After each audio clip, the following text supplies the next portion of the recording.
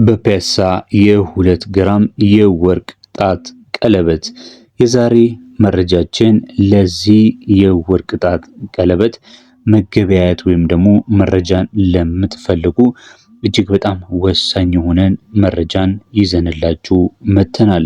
የኢትዮጵያ የወርቅ ገበያ ማዕከል በሆነችው ፒያሳ የወርቅ ጣት ቀለበት ለመግዛት አቅዳችኋል?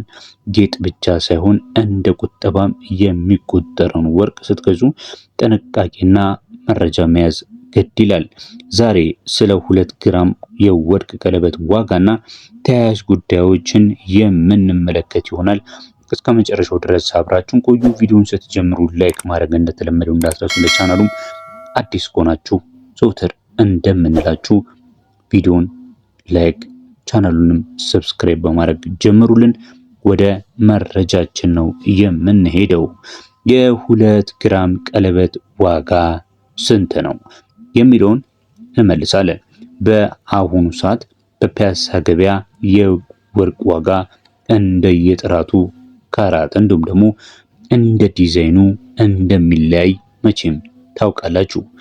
ለ21 ካራት የጥሬ ወርቅ ዋጋ በአሁኑ ወቅት የአንድ ወቂት ወርቅን ጨምረን እንግዲህ በ14 ካራት እና በ18 እንዲሁም በ21 ካራት ዋጋውን እነግራችኋለን ማለት ነው። በአሁኑ ወቅት የ1 ግራም መሸጫ ዋጋ ስንት ነው ካላችሁኝ በ18 ካራት ከሆነ 22270 ነው። 2 ግራም ሲሆን መጨረሻ ላይ እነግራችኋለሁ።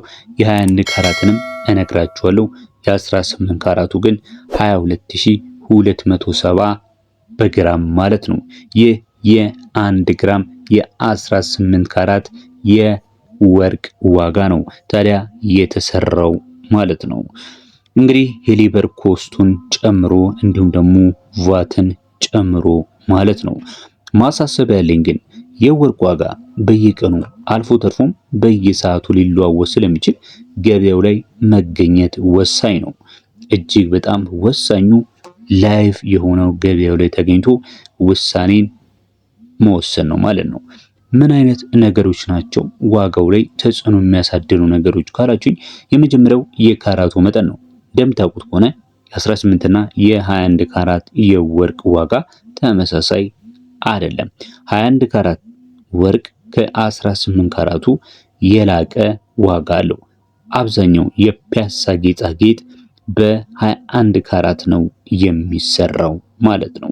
ሌላው ወርቅን ስናነሳ ሁልጊዜ የማንዘነጋው ነገር የዲዛይን ወይም ደግሞ የእጅ ስራ ነው። ቀለበቱ ላይ ያለው ጥበብ ወይም ደግሞ ዲዛይን ረቂቅ ከሆነ የእጅ ዋጋው ይጨምራል። ማሽን የሰራውና ሰው የሰራው እንዲሁ ዋጋው ይለያያል። አብዛኛው የውጭ ወርቅ በማሽን የተሰራ ሲሆን አብዛኛው የሀገር ውስጥ ወርቅ ደግሞ በእኛ ሀገር ማለት ነው በእጅ የተሰሩ ወርቆች ናቸው። ዋጋቸውም እንደዛው ይለያያል ማለት ነው። ሌላው ደግሞ የድንጋይ መኖር ነው። በተለይ ቀለበት ላይ አልማዝ ወይም ደግሞ ሌሎች የሚያብረቀርቁ ድንጋዮች ካሉ ዋጋው እንደ ድንጋዩ አይነት ሊጨመር ይችላል ማለት ነው። ኖርማል የሆነ ማብለጭለጭ የሚችል ድንጋይ አለ።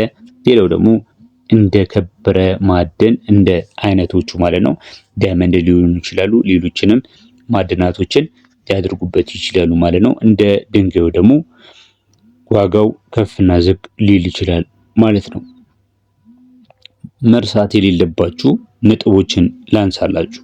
ወርቅን በምትገዙበት ሰዓት ላይ መርሳት የሌለባችሁ ነገሮች የመጀመሪያው ሁሌም እንደምላችሁ ደረሰኝ መቀበል ነው።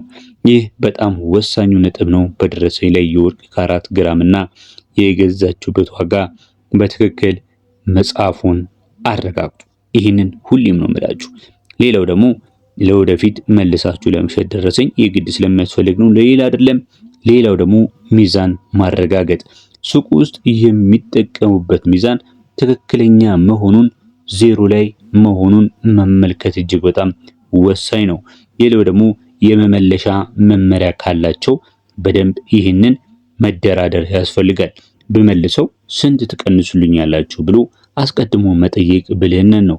አብዛኛውን ጊዜ በእርግጥ አንጠይቅም፣ ግን ብትጠይቁ የበለጠ ተጠቃሚዎች ናቸው ማለት ነው። አብዛኛውን ጊዜ ከ20 እስከ 30% የሚሆነው የእጅ ስራ ትርፍ ቀንሰው ሊረከባችሁ ስለሚችሉ ያንን ቀድሞ መረዳት ያስፈልጋል ማለት ነው። እንግዲህ 3 ወሳኝ የሆኑ ነገሮችን ነግራችኋለሁ። ደረሰኝ ተቀበሉ፣ ሚዛን አረጋግጡ፣ ሌላው ደግሞ የምትመልሱበት መመለሻን ጠይቁ ብያችኋለሁ። ዋጋውን እነግራችኋለሁ። የ21 ካራት የጥሬ የተሰራውን የቀለበት ዋጋ። ከዛ በፊት ግን አንድ የምጨምርላችሁ ወሳኝ ነጥብ መደራደር የሚለው ነው። ፒያሳ ላይ መጀመሪያ የተጠራው ዋጋ መጨረሻ አይደለም ሁሌ ማለት ነው። ስለዚህ መደራደር ባህላችንም ስራችንም ስለሆነ ጥቂት ሺዎችን ለመቀነስ ያስችላችኋል። ስለዚህ መደራደራችሁን አትረሱ። ፒያሳ የብዙ አማራጮች መገኛ ናት። ዋጋ በተለይ የተለያየ አይነት ወርቅ ቤቶች ስላሉ በደንብ አድርጋችሁ እየተከራከራችሁ የተሻለ ዋጋ የሚሰጣችሁን ወርቅ መግዛት ትችላላችሁ ማለት ነው። በአንድ ሱቅ ብቻ ሳትወሰኑ ቢያንስ 3 እና 4 ሱቆችን በማነጻጸር ጥራቱን፣ ዋጋውን መመዘን ትችላላችሁ ማለት ነው። በተጨማሪም በፒያሳ ያሉ አንጋፋ ወርቅ ቤቶች የታመነ ስም ስላላቸው ለጥራቱ አስተማማኝ ናቸው ማለት ነው። ተመልካች አድማጮች ቪዲዮን እየተከታተላችሁ ያላችሁት እስካሁን ምንም አይነት ሪያክሽን ሳታደርጉ፣ ላይክ ሳታደርጉ፣ ሼር ሳታደርጉ እንዲሁም ደግሞ መረጃው ጠቃሚ ሆኖ አግኝታችሁት እየሰማችሁ ነገር ግን ቻናሉን ሰብስክራይብ ካላደርጋችሁ ሰብስክራይብ በማድረግ ቤተሰብ ትሆኑን ዘንድ ይህንን ወርቃማ ቤተሰብ ትቀላቀሉ ዘንድ በማክበር እየጠየቅን አሁን የ18 እና የ21 ካራትን የወርቅ መሸጫ ዋጋ እነግራችኋለሁ። ቅድም ነግራችኋለሁ። የ18ቱን 22270 ብያችኋለሁ። ሁለቱን የጣት ቀለበት ደግሞ በ44540 ብር ያገኙታል። የ21 ካራቱን ደግሞ በግራም እየተሸጠ የሚገኘው በ25336 ብር ነው። ሁለቱን ግራም ደግሞ የጣት ቀለበት ማለት ነው 50672 ብር ማግኘት ይቻላል ማለት ነው። ይህ የተሰራውን የወርቅ ዋጋ የዛሬን መረጃ የሚመለከት ነው ማለት ነው። ተመልካች አድማጮቻችን እንግዲህ እንደነገርኳችሁ ወርቅን በምትገዙበት ሰዓት ላይ እንዳትሞኙ ወይም ደግሞ እንዳትሸወዱ ነጥቦችን ልድገምላችሁ። መደራደር እንዳትረሱ፣ የመመለሻ መመሪያ መጠየቅ እንዳትረሱ፣ ሚዛን መረጋገጥ እንዳትረሱ፣ እንዲሁም ደግሞ ደረሰኝ መቀበላችሁን አትርሱ።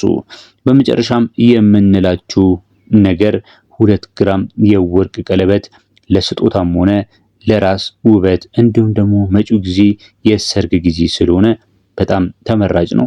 ዛሬውኑ ወደ ፒያሳ ጎራ በማለት ለጣታችሁ የሚሆን የውብ ቀለበት በፈለጋችሁ ዲዛይን ማሰራትም መግዛትም ትችላላችሁ። ስለ ወርቅ ዋጋና ሌሎች የገበያ መረጃዎች ጥያቄ ካላችሁ ቴሌግራም ላይ ሄኖክ ነምበር 1 ብላችሁ ጥያቄዎቻችሁን አስቀምጡልኝ። ይህንን መረጃ እጅግ በጣም ጠቃሚ ነው ብዬ አስባለሁ። ሌላም እንዲሰራላችሁ የምትፈልጉት መረጃ ካለ ኮሜንት መስጫው ላይ አሳውቁኝ። ለዛሬው በዚያ በቃን። ቪዲዮውን ላይክ ማድረግ ሼር ማድረግ አይረሳ። በያላችሁበት መልካም ጊዜ